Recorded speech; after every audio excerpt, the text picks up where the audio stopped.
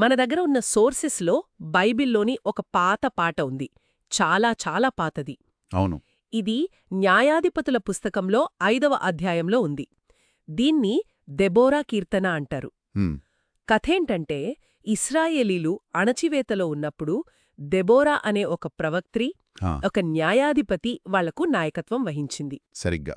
ఆమె సైన్యాధిపతి బారాకు కలిసి ఒక పెద్ద యుద్ధంలో గెలిచారు. అవును. ఆ విజయం తర్వాత పాడిన పాటే ఇది. అంతే. అయితే ఇక్కడ అసలు ప్రశ్నేంటంటే, ఒక పురాతన పితృస్వామ్య సమాజంలో ఒక దేశం యొక్క గతిని మార్చిన యుద్ధానికి ఇద్దరు స్త్రీలు ఎలా నాయకులుగా, హీరోలుగా మారారు? మంచి ప్రశ్న. ఈరోజు మనం ఈ అద్భుతమైన పాటలో దాగి ఉన్న కథను, దాని లోతైన అర్థాలను బయటకు తీద్దాం. సరిగ్గా చెప్పారు. ఇది కేవలం ఒక విజయోత్సవ గీతం కాదు. ఇదొక రకంగా ఆ కాలపు సినిమా లాంటిది. సినిమా లాంటిదా? అవును. ఇందులో యాక్షన్ ఉంది, డ్రామా ఉంది, రాజకీయాలున్నాయి, బలమైన నమ్మకాలున్నాయి. ఆ, ఈ పాట ఆ గెలుపు ఏమిటి అని చెప్పడమే కాదు, ఆ గెలుపు ఎలా అనిపించింది అని కూడా చెబుతుంది. అంటే భావోద్వేగాలను కూడా చూపిస్తుందన్నమాట. ఖచ్చితంగా. పదాలు చాలా పచ్చిగా, శక్తివంతంగా ఉంటాయి. మనం కళ్ళు మూసుకుంటే ఆ దృశ్యాలన్నీ మన ముందు కదులుతున్నట్లు అనిపిస్తుంది. ఇది చరిత్ర, కవిత్వం మరియు దైవశాస్త్రం కలగలిసిన ఒక అద్భుతమైన మిశ్రమం. అయితే ఈ సినిమా ఎలా మొదలవుతుందో చూద్దాం. ఈ పాట ఒక పెద్ద రాక్ కాన్సర్ట్ లాగా మొదలవుతుంది. అవునవును.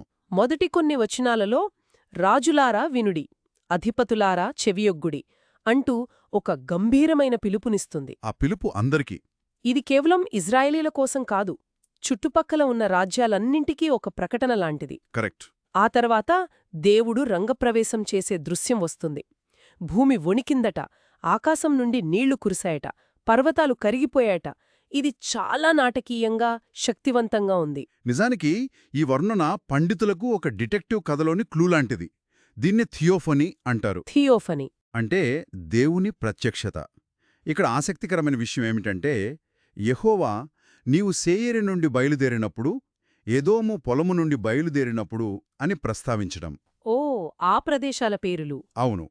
సేయీరు, ఎదోము అనేవి ఇస్రాయేలుకు దక్షిణానున్న ప్రదేశాలు. దీనివల్ల యెహోవా ఆరాధన మొదట ఇస్రాయేలుకు బయట, ఆ దక్షిణ ప్రాంతాల్లో మొదలై అక్కడి నుండి ఉత్తరానికి వ్యాపించిందా అనే ఒక పెద్ద చర్చకు ఇది ఆజ్యం పోస్తుంది. అలాగా. ఇది దేవుని కథలో మనం ఊహించని ఒక మలుపనమాట. అంటే మనం సాధారణంగా అనుకునే దానికి భిన్నమైన ఒక మూలముండవచ్చని ఇది సూచిస్తుందన్నమాట. చాలా ఆసక్తికరంగా ఉంది. అవును. ఈ గొప్ప దేవుడు ఇంత శక్తివంతంగా వస్తే మరి ఆయన ప్రజల పరిస్థితి అప్పుడెలా ఉంది? అక్కడికే ఈ పాట మనల్ని తీసుకెళ్తుంది. 6వ వచనం నుండి పరిస్థితి ఎంత దారుణంగా ఉండేదో వివరిస్తుంది. ఏమని? రాజమార్గాలు మూసుకుపోయాయట, ప్రయాణికులు దొంగదారుల్లో వెళ్లేవారట. అంటే శాంతి భద్రతలు పూర్తిగా క్షీణించాయి. అభద్రత, భయం రాజ్యమేలుతున్నాయి. హ్మ్, దీనికి కారణం కూడా స్పష్టంగా చెబుతుంది. 8వ వచనంలో ఇజ్రాయేలీలు క్రొత్త దేవతలను కోరుకొనగా యుద్ధము ద్వారముల యొద్దకు వచ్చెను అని ఉంది. అంటే వాళ్ళ అవిశ్వాసమే కారణమని. అంతే. ఇది కేవలం ఒక మతపరమైన విమర్శ కాదు, ఇదొక రాజకీయ, సామాజిక విశ్లేషణ. నాయకత్వం లేనప్పుడు, ప్రజలు దారి తప్పినప్పుడు సమాజం ఎలా కుప్పకూలిపోతుందో ఇది చూపిస్తుంది. అంటే సమస్యను, దాని మూలాన్ని స్పష్టంగా చెప్పి ఇప్పుడు పరిష్కారం వైపు నడిపిస్తున్నారన్నమాట. సరిగ్గా. ఇక్కడే దెబోరా పాత్ర ప్రవేశిస్తుంది. 7వ వచనంలో ఇజ్రాయేలులో నేను తల్లిగా ఉండక మునుపు అనే మాట వస్తోంది. ఆ మాట చాలా ముఖ్యం. నేనొక నాయకురాలిగా వచ్చాను అనలేదు, ఒక తల్లిగా నిలబడ్డాను అంది. ఈ మాటలో ఎంత బలముంది! నిజమే. అది అధికారం గురించి కాదు, బాధ్యత గురించి, తన ప్రజల పట్ల ఉన్న ప్రేమ గురించి. అవును.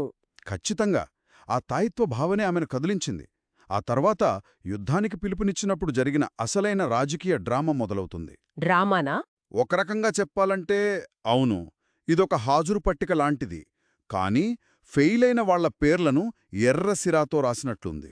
ఆ, ఎఫ్రాయిము, బెన్యామీను, మాకీరు, జెబూలూను, ఇశ్శాకారు వంటి గోత్రాలు యుద్ధానికి వచ్చాయని ప్రశంసిస్తుంది. ముఖ్యంగా జెబూలూను, నఫ్తాలి గోత్రాల గురించి మరణభయము లేక ప్రాణము తృణీకరించుకొనిన జనము అని గొప్పగా చెబుతుంది. అంటే వాళ్ళు ప్రాణలకు తెగించి పోరాడారని. అవును, వాళ్ళు నిజమైన హీరోలు. అయితే ఇక్కడ అసలు కథ వచ్చిన వాళ్ల గురించి కాదు, రాణివాళ్ల గురించే ఎక్కువగా ఉన్నట్లుంది. కరెక్ట్. రూబేను గోత్రం గురించి మాట్లాడుతూ వారిలో గొప్ప హృదయాలోచనలు కలిగాయని, కాని వాళ్లు తమ గొర్రెల మందల దగ్గరే ఉండిపోయారని ఒక రకమైన వ్యంగ్యంతో ప్రశ్నిస్తుంది. హ్మ్, అంటే వాళ్లు మీటింగ్ పెట్టుకుని చాలాసేపు చర్చించి చివైటి రాలేదన్నమాట. ఇది చాలా ధైర్యమైన విమర్శ. అవును, అది పదునైన విమర్శ. ఎందుకంటే ఆ రోజుల్లో ఇస్రాయేలు అనేది మనం ఈనాడు అనుకుంటున్నట్లు ఒకే దేశం కాదు. ఒక సమాఖ్య లాంటిదా? అంతే. అది ఒక వదులైన గిరిజన సమాఖ్య. ప్రతి గోత్రానికి దాని సొంత ప్రయోజనాలు, ప్రాధాన్యతలు ఉండేవి. ఈ జాబితా ఆనాటి ఐక్యత ఎంత పెళుసుగా ఉండేదో చూపిస్తుంది. ఓ, యోర్ధాను నదికి ఆవల ఉన్న రూబేను, గిలాదులకు, సముద్రతీరంలో వ్యాపారం చేసుకుంటున్న ధాను, ఆషేరులకు, ఉత్తరాన పర్వత ప్రాంతాల్లో జరుగుతున్న ఈ సంక్షోభం తమదిగా అనిపించలేదు. ఇది మా గొడవ కాదు, వాళ్లే చూసుకుంటారు అని అనుకుని ఉండవచ్చు. బహుశా అదే జరిగి ఉంటుంది. అంటే జాతీయ ఐక్యత అనే భావన ఇంకా పూర్తిగా ఏర్పడలేదన్నమాట. లేదు. ఈ కవితను బహిరంగంగా పాడినప్పుడు ఆరాని గోత్రాల ప్రతినిధులు అక్కడే ఉంటే పరిస్థితి ఎంత ఇబ్బందికరంగా ఉండేదో ఊహించుకుంటేనే ఆశ్చర్యంగా ఉంది. నిజమే. ఇంత రాజకీయ గందరగోళం మధ్య వచ్చిన కొద్దిమందితో అసలు యుద్ధం ఎలా జరిగింది? కవితలోని వర్ణనైతే నమ్మశక్యంగా లేదు. ఎందుకు? ఏకంగా నక్షత్రాలే ఆకాశం నుండి యుద్ధం చేశాయట. ఆ. ఇక్కడే మనం రెండు కోణాల్లో చూడాలి. ఒకవైపు ఇది అత్యద్భుతమైన కవితాత్మక భాష. అంటే నిజంగా జరగలేదనంటారా? వాస్తవానికి ఏం జరిగుండవచ్చంటే, యుద్ధ సమయంలో ఆకస్మికంగా చాలా పెద్ద వర్షం కురిసుంటుంది. ఓ, దానివల్ల కీషోను నది పొంగి ఆ మైదానమంతా బురదగా మారుంటుంది.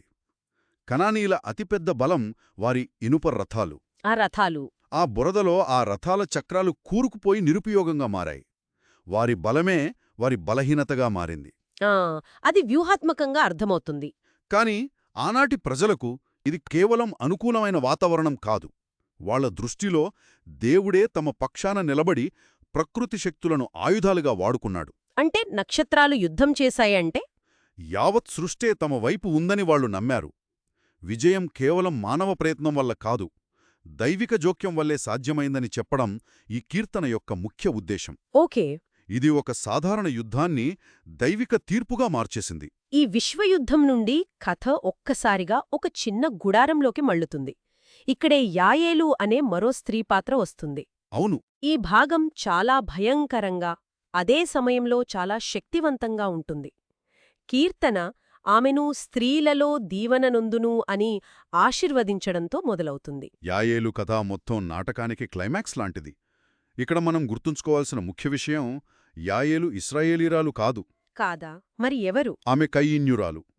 సాంకేతికంగా ఆమె ప్రజలకు ఇటు ఇశ్రాయేలీలతో అటు కనానీయులతో కూడా శాంతి ఒప్పందాలున్నాయి. వాళ్లు తటస్థులు. అయితే సీసెరా ఆమె దగ్గరికెందుకు వెళ్లాడు? అందుకే శత్రు సైన్యాధిపతి అయిన సీసెరా ఊడిపోయి పారిపోతూ ఆమె గుడారంలో ఆశ్రయం కోరాడు. అక్కడ తను సురక్షితంగా ఉంటానని నమ్మాడు. కాని ఆమె ఆ నమ్మకాన్ని వమ్ము చేసింది. సీసెరా నీళ్లు అడిగితే పాలు ఇచ్చింది. అతను అలసిపోయి నిద్రపోయాక ఒక గుడారపు మేకును, సుత్తెను తీసుకుని అతని కనతలో కొట్టి చంపేసింది. అవును. ఆ వర్ణన చాలా స్పష్టంగా, క్రూరంగా ఉంటుంది. వాని తలను ఆమె పొగులగొట్టెను. అతడు ఆమె కాళ్లయొద్ద కృంగిపడే పరుండెను. అక్కడనే పడి చచ్చెను. అవును. ఈ కవిత రాసిన వాళ్లు ఆమె చర్యను ఏమాత్రం తగ్గించి చెప్పడానికి ప్రయత్నించలేదు. దాని ఉన్నది ఉన్నట్లుగా వర్ణించారు. ఆమె చర్య చాలా లోతైన అర్థాలను కలిగి ఉంది. మొదటిది, ఆమె ఒక పక్షాన్ని ఎంచుకుంది. అది కేవలం ఒక హత్య కాదు, అది ఒక రాజకీయ నిర్ణయం. కరెక్ట్. రెండవది, ఆమె ఆతిథ్య నియమాలను ఉల్లంఘించింది. ప్రాచీన ప్రపంచంలో ఆశ్రయం కోరి వచ్చిన అతిథిని కాపాడటం పవిత్రమైన విధి. దాన్ని పక్కన పెట్టింది. మూడవది, ఆమె వాడిన ఆయుధాలు చూడండి. గుడారపు మేకు, సుత్తె. ఇవి యుద్ధాయుధాలు కావు, గృహోపకరణాలు. అవును, ఇంట్లో వాడే వస్తువులు. ఒక స్త్రీ తన ఇంట్లోని వస్తువులతోనే పురుష యోధులు ఆధిపత్యం చెలాయించే యుద్ధాన్ని ముగించింది. ఇది పాత్రల యొక్క పూర్తి మార్పిడిని సూచిస్తోంది. ఈ క్రూరమైన, విజయవంతమైన దృశ్యం తర్వాత కవిత మనల్ని ఇంకో అనూహ్యమైన ప్రదేశానికి తీసుకెళ్తుంది. ఎక్కడికి? శత్రువింట్లోకి. సీసెరా తల్లి తన కొడుకు కోసం కిటికీ దగ్గర ఎదురుచూస్తోంది. ఈ భాగం చదివినప్పుడు నాకెప్పుడు ఉళ్ళు జలధరిస్తుంది. నిజమే. ఒక్క క్షణంపాటు మనం శత్రువైపు నుండి చూస్తాం. ఆమె ఒక తల్లి. అతని రథము రానేలా ఆలస్యమాయెను అని ఆమె ఆందోళన చెందుతూ ఉంటుంది. ఇది సాహిత్యపరంగా ఒక అద్భుతం. ఇద్దరు స్త్రీల మధ్య ఎంత తీవ్రమైన వ్యత్యాసం! అవును, ఒకరు యాయేలు, మరొకరు సీసెరా తల్లి. ఒకవైపు యాయేలు విజేత, క్రియకు ప్రతీక, మరోవైపు సీసెరా తల్లి ఓటమి అంచున, నిరీక్షణకు, తప్పుడు అంచనాలకు ప్రతీక. ఆ ఆమెను ఓదార్చడానికి ఆమె పరిచారికలు ఏమంటారంటే, అతను దోపుడు సొమ్ము పంచుకుంటున్నాడు, ప్రతి యోధుడికి ఒకరు లేదా ఇద్దరు అమ్మాయిలు దొరికారు, రంగురంగుల వస్త్రాలు దోచుకుంటున్నాడు అని ఊహిస్తారు. ఆ మాటలు వింటుంటేనే చాలా కష్టంగా ఉంటుంది. అది వారి క్రూరమైన మనస్తత్వాన్ని, వారి గర్వాన్ని చూపిస్తుంది. సరిగ్గా. తమ కొడుకు తిరిగి రాడని తెలియక అతను ఇతరులను హింసిస్తున్నాడని వాళ్లు సంబరపడుతున్నారు. అవును, ఇది వారి ఓటమి ఎంత సంపూర్ణమో, ఎంత విషాదకరమో మనకు చూపిస్తుంది. వారి క్రూరమైన ఊహలే వారి ఓటమికి సాక్ష్యంగా మారాయి. శత్రువును కూడా ఒక తల్లిగా, మానవీయంగా చూపించటం ద్వారా వారి పతనం మరింత పదునుగా మనకు అనిపిస్తుంది. వారి గర్వం ఎలా అడియాసలయ్యిందో ఈ వర్ణన కళ్లకు కట్టినట్లు చూపిస్తుంది. అంతే. కాబట్టి వీటన్నిటినీ కలిపి చూస్తే ఇది కేవలం ఒక పాత యుద్ధం గురించిన పాట కాదు. కాదు. ఇది నాయకత్వం ఐక్యత లేకపోవటం వల్ల కలిగే నష్టాలు, దైవభక్తి మరియు ఊహించని ప్రదేశాల నుండి వచ్చే హీరోయిజం గురించిన ఒక లోతైన కథ. అవును. ఇది విశ్వస్థాయిలో నక్షత్రాలతో జరిగే యుద్ధం నుండి మనల్ని ఒక చిన్న గుడారంలోకి, అక్కడి నుండి శత్రువు కిటికీ దగ్గరకు తీసుకువెళ్తుంది. అవును. ఇది దేవుని శత్రువులకు శాపంతో, ఆయనను ప్రేమించేవారికి ఆశీర్వాదంతో ముగుస్తుంది. ఆయనను ప్రేమించువారు బలముతో ఉదయించు సూర్యుని వలెనుందురు. ఆ తర్వాత దేశంలో శాంతి నెలకొంది. 40 సంవత్సరాలు. ఈ కీర్తనలోని పచ్చి భావోద్వేగాలు, విశ్వాసం, హింస, విధేయత వంటి సంక్లిష్టమైన అంశాలు దానిని ఇప్పటికీ శక్తివంతంగా నిలుపుతున్నాయి. ఇది మనల్ని ఒక భిన్నమైన ప్రపంచ దృష్టికోణాన్ని ఎదుర్కొనేలా చేస్తుంది. నిజమే, ఇది మనల్ని ఆలోచింపచేస్తుంది. శ్రోతలకు ఒక ఆలోచన రేకెత్తించే ప్రశ్నతో ముగిద్దాం.